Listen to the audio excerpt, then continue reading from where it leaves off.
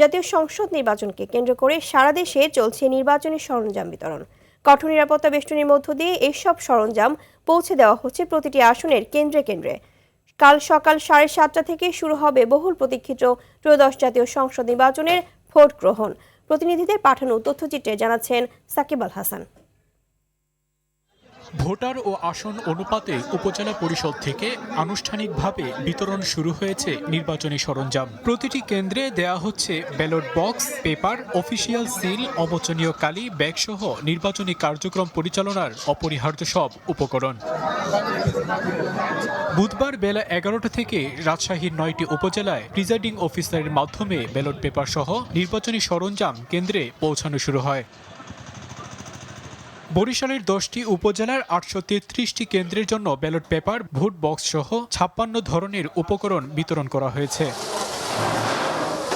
রংপুর জেলা স্কুল থেকে 6টি সংসদীয় আসনের 873টি কেন্দ্রে 4988টি বুথে নির্বাচনী সরঞ্জাম বিতরণ করেন জেলা রিটার্নিং কর্মকর্তা। ময়মনসিংহ নগরীর সার্কিট হাউস সংলগ্ন জিমনেশিয়াম থেকে কঠোর নিরাপত্তার মধ্য দিয়ে সরঞ্জাম পৌঁছে দেওয়া হচ্ছে। হোয়াইট প্লাস প্রো সেনসিটিভ স্কয়ারের মাঠের বাইরেও তো আমরা এভাবে দেশপ্রেম দেখাতে পারি। কুমিল্লার 11টি সংসদীয় আসনের 1491টি কেন্দ্রে ব্যালট পেপার সহ ভোট গ্রহণের সরঞ্জাম বিতরণ শুরু হয়েছে। রাঙ্গামাটিতে সুষ্ঠু ও শান্তিপূর্ণভাবে নির্বাচন সম্পন্ন করতে সব ধরনের প্রস্তুতি সম্পন্ন করেছে রাঙ্গামাটি জেলা প্রশাসন। প্রতিটি কেন্দ্রে নির্বাচনী সরঞ্জাম পৌঁছানো হচ্ছে। দুর্গম এলাকার ভোট কেন্দ্রগুলোতে ভোট গ্রহণে চলছে ব্যাপক প্রস্তুতি। টাঙ্গাইলে ভোট গ্রহণের সকল প্রস্তুতি সম্পন্ন করেছে জেলা নির্বাচন অফিস।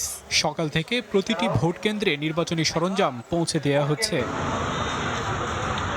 সিলেটে কঠোর নিরাপত্তার মধ্য দিয়ে ভোট কেন্দ্রে পাঠানো হচ্ছে নির্বাচনী সামগ্রী। সিলেট মহিলা কলেজ থেকে ভোটের ব্যালট বক্স সহ অন্যান্য নির্বাচনী সামগ্রী বুঝিয়ে দেওয়া হয় সংশ্লিষ্টদের কাছে। এছাড়া মানিকগঞ্জ, দিনাজপুর, ব্রাহ্মণবাড়িয়া, ভোলা, বগুড়া, চাঁপাইনবাবগঞ্জ, ফরিদপুর, গাইবান্ধা, হবিগঞ্জ, জামালপুর, মাদারীপুর, লালমনিরহাট, মাগুরা, নড়াইল, নওগাঁ, নারায়ণগঞ্জ, নরসিংদী, বরগুনা, পঞ্চগড় সহ দেশের প্রতিটি নির্বাচনী এলাকায় সরঞ্জাম বিতরণ কার্যক্রম চলছে।